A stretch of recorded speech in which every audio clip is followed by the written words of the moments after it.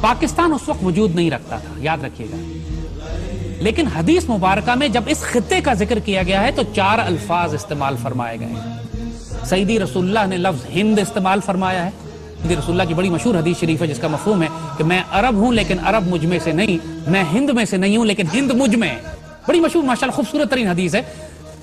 پھر ایک حدیث ہے جو آپ نے فرمایا کہ مجھے ہند کی طرف سے ٹھنڈی ہوا آتی ہے، جس پر اقبال کا مشہور شعر ہے جیسے میرے عرب کو آئی ٹھنڈی ہوا جہاں سے، میرا وطن وہی ہے، میرا وطن وہی ہے۔ تو ہند کی ایک اصطلاح ہے جو سیدی رسول اللہ استعمال فرماتے رہے، غزوہ ہند آپ نے استعمال فرمائی ہے۔ دوسری اصطلاح جو آپ نے اس خطے کے لیے استعمال فرمائی ہے وہ سندھ ہے۔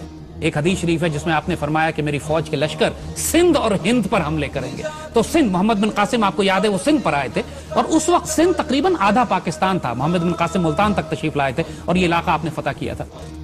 پھر جو لفظ آپ نے اس خطے کے لیے استعمال کیا ہے وہ مشرق ہے، جنرلی ایسٹ، مشرق کی جانب سے۔ وہاں مشرق سے آپ نے فرمایا کہ مسلمان لشکر بھی اٹھیں گے جن میں امام مہدی ہوں گے، اور آپ نے یہ بھی فرمایا کہ خوارج کا فتنہ بھی یہیں سے اٹھے گا، اور آج آپ دیکھتے ہیں کہ خوارج کا فتنہ اسی علاقے سے اٹھا ہوا ہے، پاک فوج اس کو سرکوبی کر رہی ہے۔ پھر آپ نے لفظ استعمال فرمایا خراسان کا۔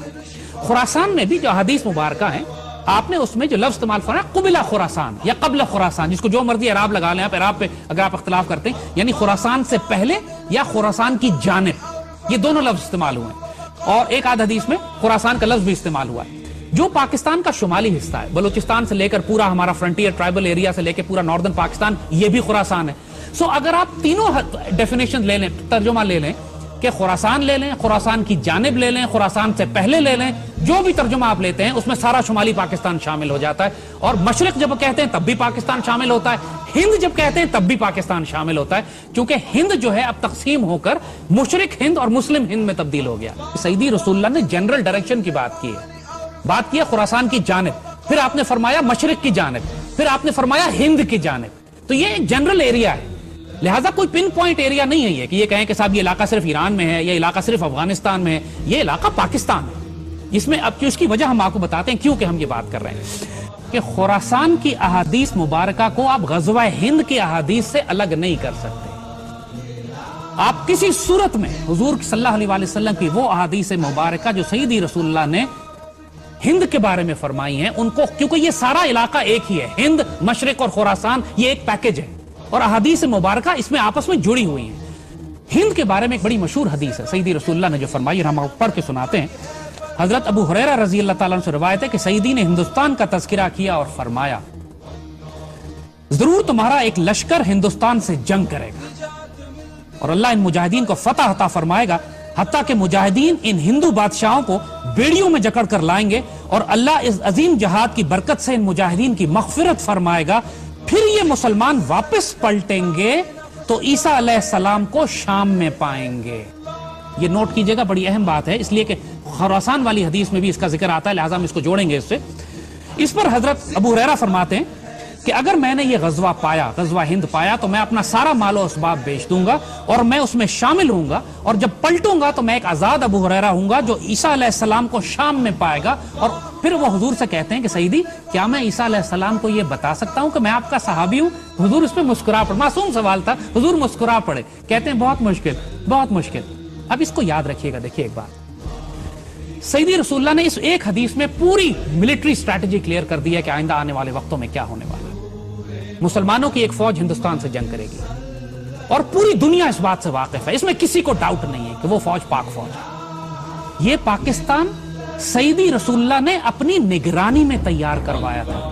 یہ بات ہم اس لیے بڑے اعتماد سے کہہ رہے ہیں کہ اس بات کو ڈیفائن کر کے، ڈسکس کر کے ہم 1000 دفعہ ختم کر چکے ہیں۔ قائد اعظم کو حضور کی زیارت ہوئی، حضور نے حکم دیا قائد اعظم کو کہ ہندوستان جاؤ، تم سے ڈیوٹی لینی ہے۔ خان آف قلات جب بلوچستان کو الگ کرنا چاہ رہے تھے پاکستان سے، تو خود ایکنالج کرتے ہیں، ان کے پوتے نے ایکسپریس نیوز پہ مبشر لقمان کے پروگرام میں کھل کے سامنے آ کے کہا ہے کہ ہمیں حضور نے ڈائریکٹ حکم دیا تھا کہ بلوچستان کو پاکستان سے ملاؤ، پاکستان بن رہا ہے، بلوچستان کا صوبہ بھی اللہ کے رسول کے حکم سے جڑا ہوا ہے۔ علامہ شبیر احمد عثمانی کو سیدی رسول اللہ کی خواب میں زیارت کی، انہوں نے فرمایا قائد اعظم میرا سپاہی ہے، اس کے ساتھ شامل ہو جاؤ جا کے۔ قائد اعظم اقبال کے خواب اور مشن اور ویژن جو تھا اس کی بنیاد پر بنا۔ نعمت اللہ شاہ ولی نے آج سے 600 سال پہلے جب بشارتیں دی ہیں اس خطے کے حوالے سے، تو انہوں نے مومنان غربی کا ذکر کیا ہے، مغربی پاکستان کے مسلمان جو ہیں وہ ہندوستان پر فاتحانہ غازیانہ قبضہ کریں گے۔ تو اس میں کسی کو ڈاؤٹ ہی نہیں ہے کہ یہ پاکستان جو سیدی رسول اللہ نے اپنی نگرانی میں تیار فرمایا ہے، جس کو غزوہ ہند کے لیے تیار کیا گیا ہے، یہی لشکر ہوگا، یہی پاکستان آرمی ہوگی جو سیریا جائے گی، شام جائے گی، اس وقت جب آخری زمانے میں اسرائیل کے ساتھ ایک فائنل بیٹل ہوگی۔ اور یاد رکھیے گا کہ پاکستان آرمی کی تربیت اللہ پچھلے کئی برسوں سے اس کام کے لیے کروا رہا ہے۔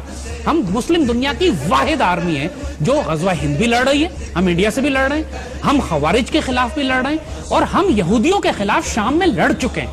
پاکستان ایئر فورس شام جا کے اسرائیلیوں کو مار کے گرا چکی ہے، اور آنے والے وقتوں میں پچھلے دنوں ابھی فلسطین میں ایک زبردست مظاہرہ ہوا تھا جس میں فلسطینیوں نے پاکستان آرمی کو دعوت دی تھی کہ آپ آئیں اور ہمیں آزاد کرائیں۔ تو یہ یاد رکھیے گا کہ اس خطے سے، خراسان سے، مشرق سے، ہند سے 2 فوجیں شام نہیں جائیں گی۔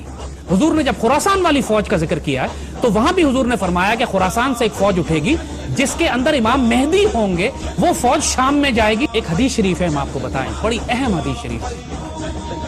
میرے آقا سیدی رسول اللہ صلی اللہ علیہ وسلم نے بالکل واضح بتا دیا تھا کہ عربوں میں جنگیں در جنگیں ہوں، عرب دنیا تباہ و برباد ہو جائے گی۔ حدیث شریف میں ذکر آتا ہے کہ عرب جب بالکل جنگوں میں گھر جائیں گے، بے اختیار جنگیں ہوں گی عربوں کے اوپر، اور پورا عرب جو ہے حالت جنگ میں ہوگا، کوئی مستحکم حکومت وہاں نہیں ہوگی، اس وقت حضور نے فرمایا، ایک حدیث شریف ہے کہ اللہ تعالیٰ غیر عرب قوم میں سے ایک فوج اٹھائے گا جس میں عربوں سے زیادہ شہسوار فائٹر ہوں گے، تگڑے فائٹر ہوں گے، اور اس قوم کا اسلحہ عربوں سے زیادہ طاقتور ہوگا۔ نوٹ کیجئے کہ پوری عرب دنیا میں سب سے زیادہ خوبصورت فائٹر پاکستان میں ہے، اور پاکستان اس دنیا کا واحد مسلمان غیر عرب مسلمان ملک ہے جس کے پاس ایٹمی ہتھیار ہیں۔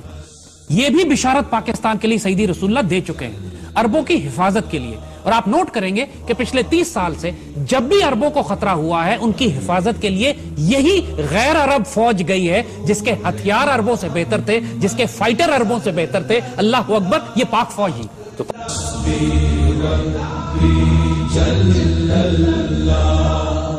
ما فی قلبی غیر اللہ نور محمد صلی اللہ حق لا